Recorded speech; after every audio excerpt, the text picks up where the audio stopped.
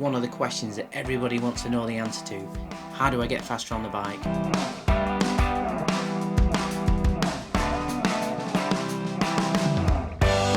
Is how do you actually get faster on the bike? So you may have heard something called an FTP, or you may now be saying, like this guy on the screen, WTF is an FTP. What the heck is an FTP?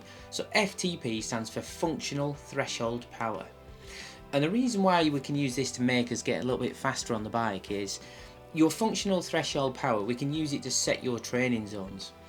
And your functional threshold power is basically your estimated power for 1 hour. So it's the maximum amount of power, or maximum average amount of power, that you could maintain for 1 hour. And the reason we use this is because it correlates very well with your threshold level. And the reason why this can help you get faster is we use it to set your training zones. So if you're going slightly above your threshold, then it stands to reason that if your threshold is your estimated pace of 1 hour, if you're going above your threshold, you're going to be able to exercise for less than 1 hour. So if your race is for longer than an hour, don't race up in this level up here, because you just won't be able to maintain it.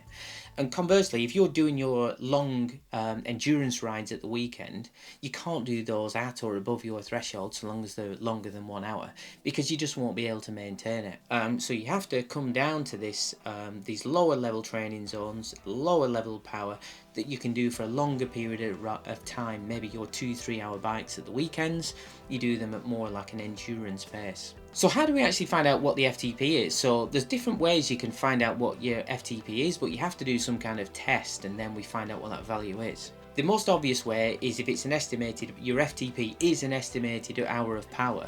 The most obvious test to do is do an hour of power, find out what the power is, and then use that.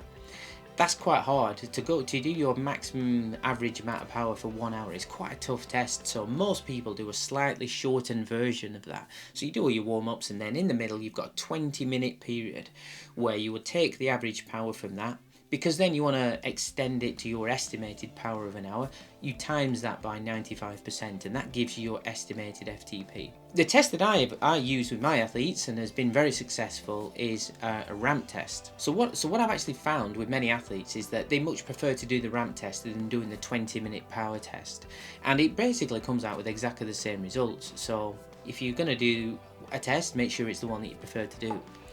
So the way the ramp test works is you do a little bit of activation first as part of your warm-up, and then you start to do a ramp test, so it just goes up in regular intervals, the power increases and keeps going and going and going and going until you can't go anymore. And the idea is that you don't complete the test, and at some point you would fail and say, that's the maximum power I could do.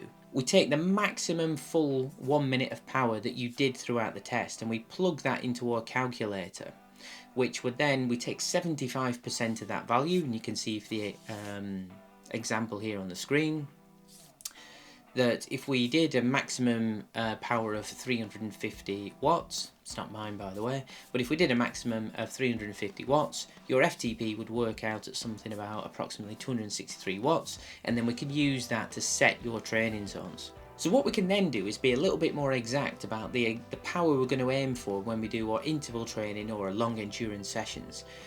So you can see here on the screen, if you're going to do your endurance, for this example, if you're going to do your endurance long rides at the weekend, you do them at somewhere between 126 and 169 watts. So easiest thing to do is take the average, about 140, 145 watts, and try and do your workouts at that power. So this enables you to do some longer workouts without overcooking it, and then you do your interval sessions at these higher end, higher power zones, so that you can try and get faster that way. And it's the combination of those easier sessions and those tailored interval sessions that can help you to get faster on the bike. If you got any more questions about how these power zones work and you can use them to really progress in your training, then ask a question in the comments and I'll be happy to answer those. I hope you've enjoyed the video. I hope you found it very useful.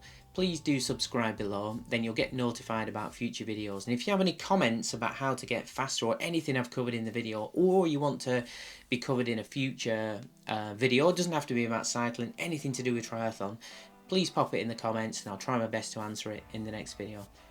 Thanks very much for watching, and I'll see you in the next video.